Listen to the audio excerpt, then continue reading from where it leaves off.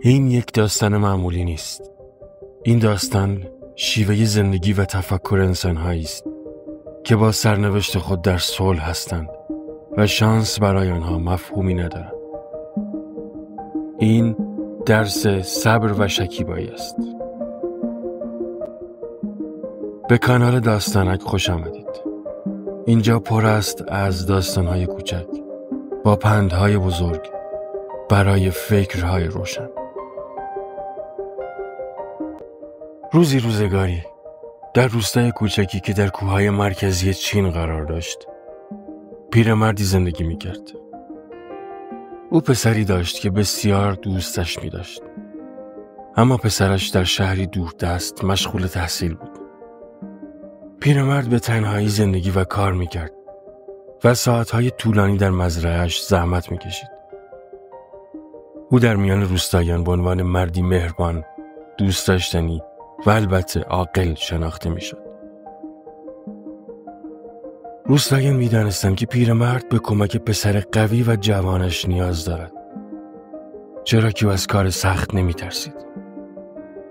آنها اغلب به دیدن پیرمرد می‌رفتند و با او اظهار همدردی می‌کردند که پسرش در کنارش نیست تا به او کمک کند و از او می‌پرسیدند: پسر تو چه زمان به خانه باز می‌گردد؟ این برای تو بسیار بدشانسی است که انقدر دور از تنها پسرت زندگی می‌کنی. اما پیرمرد پاسخ آنان را همیشه با یک جمله می‌داد: کسی نمی‌داند که این خوششانسی است یا بدشانسی. مدتی بعد پسر جوان پیرمرد به روستا بازگشت. روستاییان بسیار خوشحال شدند و باور داشتند که بازگشت او به خانه پیرمرد برایش خوششانسی می آورد. آنها با خوشحالی فراوان گفتند: حالا که پسرت بازگشته، خوششانسی به خانه‌ات رو می کند. پیرمرد مثل همیشه لبخندی زد و با آنان پاسخ داد: کسی نمی‌داند که این خوششانسی است یا بدشانسی. روستاییان می‌دانستند که این پیرمرد بسیار کم حرف است و برای همین او را برای توضیح بیشتر تحت فشار قرار نمی‌دادند. زندگی در روستا بسیار سخت بود و بسیاری از مردم فقیر بودند. اما پیرمرد و پسرش به اندازه بقیه فقیر نبودند، زیرا آنها یک اسب داشتند که می توانست کار 4 مرد را در مزرعه انجام دهد و این برای آن دو بسیار مفید بود. تا اینکه یک روز پسر جوان پیرمرد درب استبل را باز گذاشت و اسب آنها فرار کرد. پسر جوان احساس بدی داشت و به پدرش گفت: خیلی بد شد، چون کار کردن در مزرعه بدون اسب بسیار سخت خواهد بود. حالا چه کار کنیم؟ روستاییان نیز برای آنها بسیار متاسف شدند و گفتند: این بدشانسی بزرگی است. اما پیرمرد مثل همیشه آرام ماند و گفت: کسی نمی‌داند که این بدشانسی است یا خوششانسی. روز بعد برخی از روستاییان حدس می‌زدند که اسب پیرمرد را در تپه‌های اطراف روستا دیدند. به همین دلیل پسر جوان به دنبال یافتن اسبش رفت و موفق شد آن را در حال چرا در کنار یک اسب دیگر بیابد. او هر دو اسب را همراه خود به مزرعه بازگرداند. روستاییان با دیدن این صحنه ذوق زده شدند و گفتند: تو ابتدا یک اسب داشتی، سپس هیچ، و اکنون 2 اسب. خوششانسیت بازگشته. پیرمرد دوباره لبخندی زد و رو به روستاییان گفت: هیچ کس نمی‌داند که این خوششانسی است یا بدشانسی. پسر جوان از داشتن اسب جدیدش خوشحال بود، اما این یک اسب وحشی بود و او میبایست آن را اهلی کند.